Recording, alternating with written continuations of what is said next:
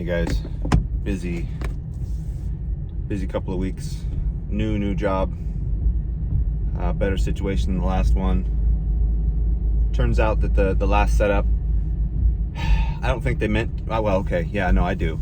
They reeled me in with unrealistic expectations and took advantage of the hope of being able to take care of all my bills and not have a super stressful position, which, I mean, that's like the American dream, be able to do something that you kind of like or want or enjoy, and still make enough money to take care of the things you need to take care of. Issue is there was some pretty significant deception. Once I got into it, I realized that what was promised to me, what was told as a potential, was not realistic, not even in the ballpark. So this led me to a position where the devil is very vested in making sure that we are constantly in a position, as much as he's able, of course. This is all about our attitude and whatnot, but the devil is always vested in getting us to a place to where we are questioning God's provision for us, his position for us in the things that we're supposed to stay working. Whoever doesn't work doesn't eat, but then I'm reminded once again of Romans 8:28, and this is a great one. This is something that I've already expanded upon it a few times in my videos, but it's such a pertinent verse. We all know that God works essentially the situations of life for the good of those who love him, right? The depth of this particular verse is very, very wide-reaching. Not only does it imply that God is specifically allowing everything that we happen around us to happen so that the family is filled up of willful followers that are paid for by his son and choosing specifically to be his bride, but that also applies to us each individually in our individual circumstance. See, me, once I realized this particular job was all a lie, and if it would have been just me, by the way, it would have been fine, but spoilers, I guess. Number 8 is officially on the way, so I have another baby in the oven, and I don't have time to be thinking about good enough. I have to really go for what is effective and efficient, and I had a couple of different options, one of which I wanted. I outwardly expressed a joy when the opportunity came up, because it's something that I'm already really good at. It's another sales job that I'm very comfortable with, that I felt, at least initially, would be a good fit, a good call. But I quickly realized that by circumstance, likely interference of Satan, because I tend to call him out on things, that was being held from me, specifically, likely. I'm not saying I can guarantee this, but it always feels like this when we get into these situations, that these things are being held back from us specifically so as to torture us and to keep us from the things that we would want, and for us to potentially blame God for that situation. But then another situation came up that I'm equally skilled at, I think. There's a little bit to it that gives me some pause and causes a little bit of intrepidation, but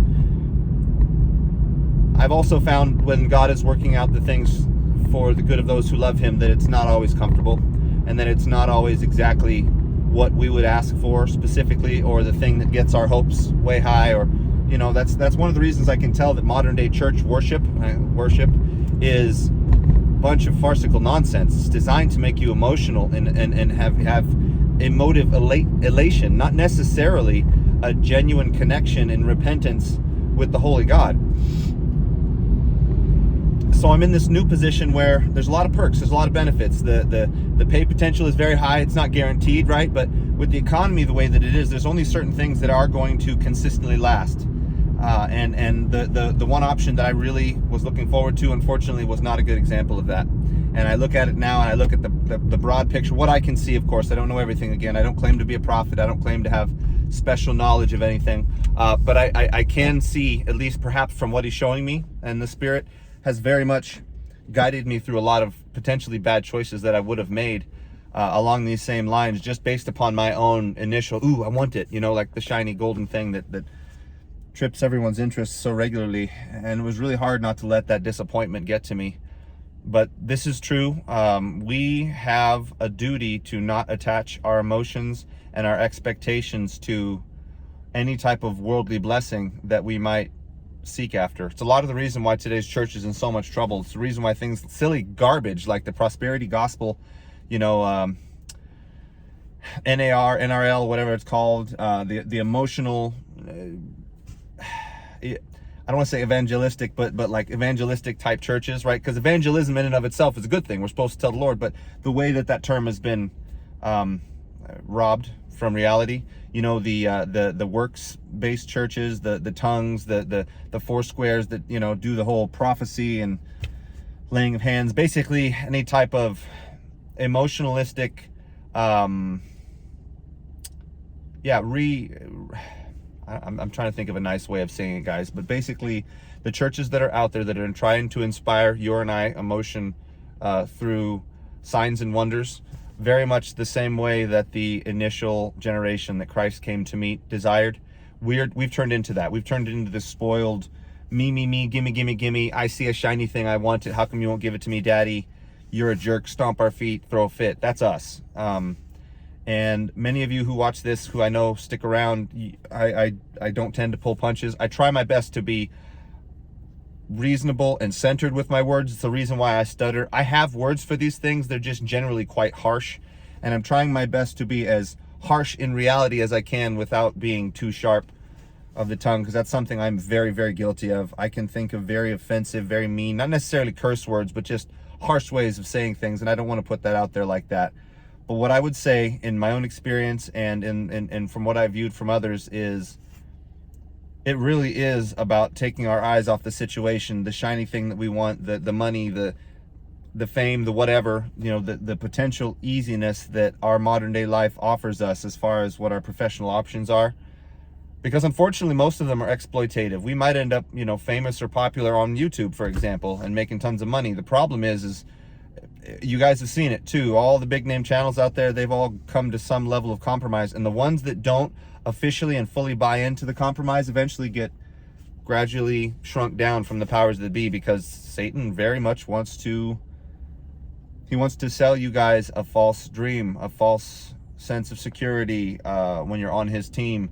He wants you to feel like God is not working out everything for the good of those who love him, and that we are supposed to run after the things of this world, Egypt, Sodom, whatever you want to call them, that give our feelers a whiz, a spin, you know, a ride, a thrill, you know, and we've become very much addicted to that, and I suffer from that still. And maybe it's confession time. I know I'm not supposed to confess to you, but I did want to confess that this is a weakness that I still have, even after all these years of understanding truly what the word means. It's still a constant push to want to be disappointed and feel as though I didn't get the thing that I wanted, perhaps because God is mad at me, or I did something wrong, or when it turns out likely, and this has been the case in the past too, it's the reason why I'm making this video, that the thing that I wanted would have been the most distraction, it would have been the least fulfilling, and the thing that he actually brought me to, although perhaps was difficult in a way that I was not looking forward to, it allowed me to be closer to him.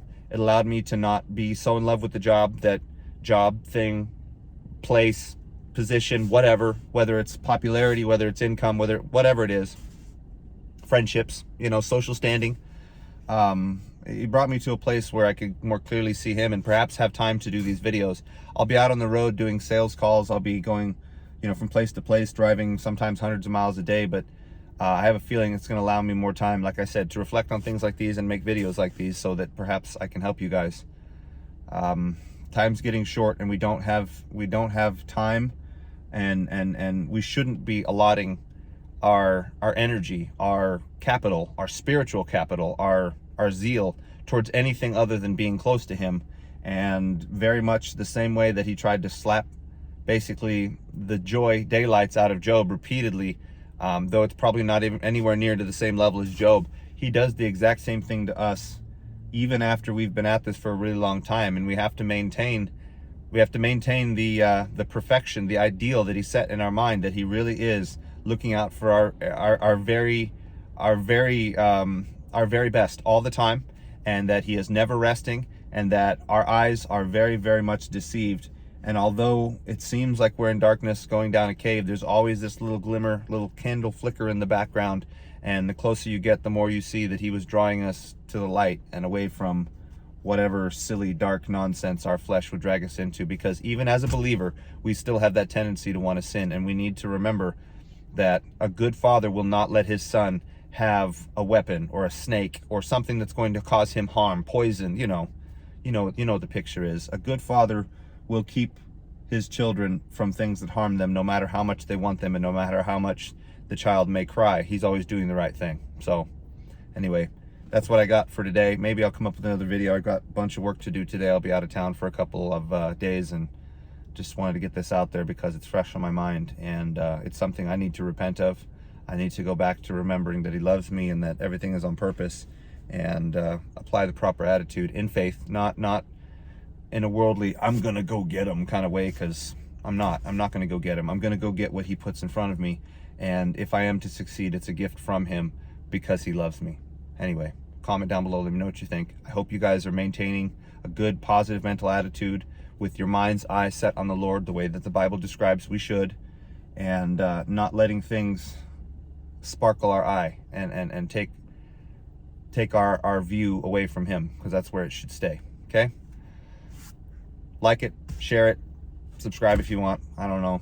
This channel isn't going anywhere, but I sure hope it's helping the few of you that do actually watch these videos. Have a great rest of your day, guys. Talk to you soon.